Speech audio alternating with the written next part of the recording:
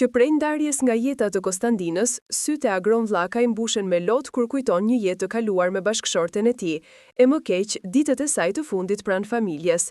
Një rrëfim rrëqethës ka bërë aktori humorit duke biseduar me Grida Dumën më podcast se si Konstandina iku atjer kur Agroni mendoi se do ta shijonte dhe për pak prezencën e saj. Shpresat ju prenë në Turqi, kur Konstandina nuk do të mund të jetonte më 5 apo 6 vite të tjera, por ishte çështje ditësh që ajo të mbyllte syt përgjithmonë.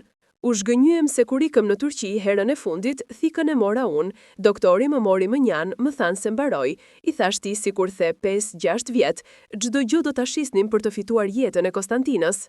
Unë duhet të gënjeja për 2 javë, nuk e di si rrotullohesha. Ua thash fëmijëve dhe vazhduam silleshim sikur s'kishte ndodhur gjë, deri në fund, tha Llakaj. Agron Llakaj tregon se nuk ka pranuar të marrë amanete prej saj, ndërsa tregon se vajzës i kërkoi që Konstandita të ikte si një nuse e bukur. Në momentet e para nuk e kupton se ku je. I kërkova vajzës, i thash zemra e babit, mami e meriton të ikë si një nuse e bukur, i kemi bërë grim profesional, kemi qëndruar të dy aty, duke qarë, duke e grimuar. Për shumë ditë dhe net nuk kam dashur të jetoj, doja të ikja, t'i bashkohesha. Fëmijët më janë përgjeruar, babi, jemi ne.